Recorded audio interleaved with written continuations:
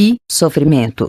O homem empenha-se, afanosamente, para vencer o sofrimento, que se lhe apresenta como adversário soez. Em todas as épocas, ele vem travando uma violenta batalha para eximir-se a dor, em contínuas tentativas infrutíferas, nas quais exaure as forças, o ânimo e o equilíbrio, tombando depois em mais graves aflições. Passar incólume ao sofrimento é a grande meta que todos perseguem. Pelo menos, diminuir-lhe a intensidade ou acalmá-lo, de modo a poder fruir os prazeres da existência em incessantes variações. Imediatista, interessa-lhe o hoje, sem visão do porvir. Como efeito, o sofrimento tem sido considerado vingança ou castigo divino, portanto, credor de execração e ódio. Nas variadas mitologias, as figuras de deuses invejosos com despeitados, infligindo punições às criaturas e comprazendo-se ante as dores que presenciam, são a resposta ancestral para o sofrimento na Terra. De alguma forma concordes com essas absurdas conceituações, estabeleceram métodos depuradores para a libertação do sofrimento, que vão desde as mais bárbaras flagelações, cilícios, holocaustos, promessas e oferendas, ao ascetismo mais exacerbado, procurando negar o mundo e odiá-lo, a fim de, com essas atitudes, acalmarem e agradarem aos deuses ou a Deus. Paralelamente, o estoicismo, herdeiro de alguns comportamentos orientais, tentou imunizar o homem, estimulando-o a uma conduta de graves sacrifícios que, sem embargo, é desencadeadora de sofrimento. Para liberar-se desse adversário, a criatura impõe-se outras formas de dor, que aceita racionalmente, por livre opção, não se dando conta do equívoco em que labora. A dor, porém, não é uma punição. Antes, revela-se um excelente mecanismo da vida a serviço da própria vida. Fenômeno de desgaste pelas alterações naturais da estrutura dos órgãos, à medida que a energia se altera advém a deterioração do invólucro material que ela vitaliza. Essa disjunção faz-se acompanhada pelas sensações desagradáveis da angústia, desequilíbrio e dor, conforme seja a área afetada no indivíduo.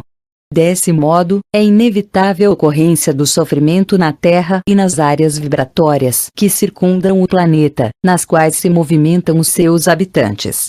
Ele faz parte da etapa evolutiva do orbe e de todos quantos aqui estagiam, rumando para planos mais elevados. Na variada gênese do sofrimento, todo esforço para mitigá-lo, sem a remoção das causas, não logrará senão paliativos, adiamentos. Mesmo quando alguma injunção premie o enfermo com uma súbita liberação, se a terapia não alcançou as razões que o desencadeiam, ele transitará de uma para outra problemática sem conseguir a saúde real. Isso porque, em todo processo degenerativo ou da aflição, o espírito, em si mesmo, é sempre o responsável, consciente ou não. E, naturalmente, só quando ele se resolve pela harmonia interior, opera-se-lhe a conquista da paz.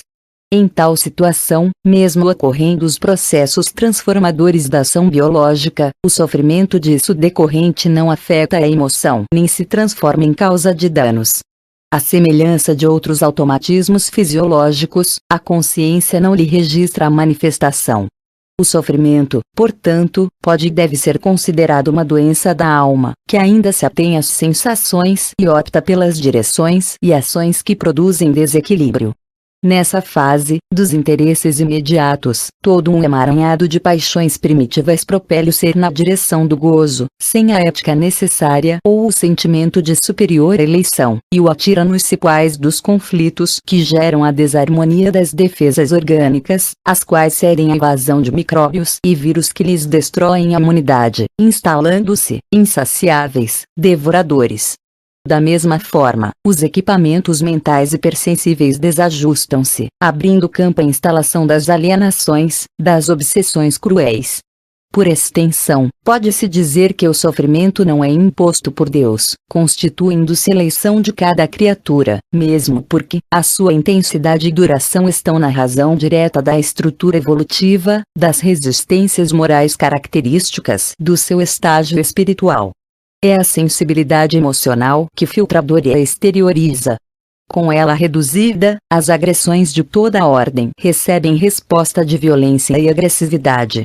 nas faixas mais primitivas da evolução, os fenômenos dor, desgaste, envelhecimento e morte, porque quase destituídos os seres de raciocínio e emotividade, que ainda se lhes encontram em germe, seguem uma linha direcional automatista, na qual as exceções atestam o trânsito da essência psíquica para estágios mais elevados. Decorre disso que o sofrimento é maior nas áreas moral e emocional, que somente se encontram nos portadores de mais alto grau de evolução, de sensibilidade, de amor, capazes de ultrapassar tais condições, sobrepondo-se-lhes mediante o controle de que se fazem possuidores, diluindo na esperança, na ternura e na certeza da vitória as injunções aflitivas. Fugir, escamotear, anestesiar o sofrimento são métodos ineficazes, mecanismos de alienação que postergam a realidade, somando-se sempre com a sobrecarga das complicações decorrentes do tempo perdido. Pelo contrário, uma atitude corajosa de examiná-lo e enfrentá-lo representa valioso recurso de lucidez com efeito terapêutico propiciador de paz. As reações de ira, violência e rebeldia ao sofrimento mais ampliam, pelo desencadear de novas desarmonias em áreas antes não afetadas. A resignação dinâmica, isto é, a aceitação do problema com uma atitude corajosa de o enfrentar e remover-lhe a causa, representa avançado passo para sua solução. É de insuspeitável significação positiva o equilíbrio mental e moral diante do sofrimento, o que se consegue por meio do treinamento pela meditação, pela oração, que defluem do conhecimento que ilumina a consciência, orientando-a corretamente. Conhecer-se, na condição de espírito imortal em processo evolutivo mediante as experiências reencarnatórias, representa para o homem alta aquisição de valores para compreender, considerar e vencer o sofrimento, que faz parte do modus operandi de todos os seres. Muitas pessoas advogam que o sofrimento é a única certeza da vida, sem compreenderem que ele está na razão direta da conduta remota ou próxima mantida para cada qual. Pode-se dizer, portanto, que a sua presença resulta do distanciamento do amor, que lhe é o grande e eficaz antídoto. Interdependentes, o sofrimento e o amor são mecanismos da evolução. Quando um se afasta, o outro se apresenta. Às vezes, coroando a luta, na reta final, ei-los que surgem simultaneamente, sem os danos que normalmente desencadeiam. A história dos mártires atesta-nos a legitimidade do conceito. Acima de todos eles, porém, destaca-se o exemplo de Jesus, lecionando, pelo amor, a vitória sobre o sofrimento durante toda a sua vida, principalmente nos momentos culminantes do Getsemane ou Gálgota, e daí a ressurreição. Os fenômenos da vida podem ser comparados a um sonho, a um fantasma, a uma bolha, a uma sombra, a uma orvalhada cintilante até um raio luminoso, e como tal deveriam ser contemplados. Buda, o supraimutável,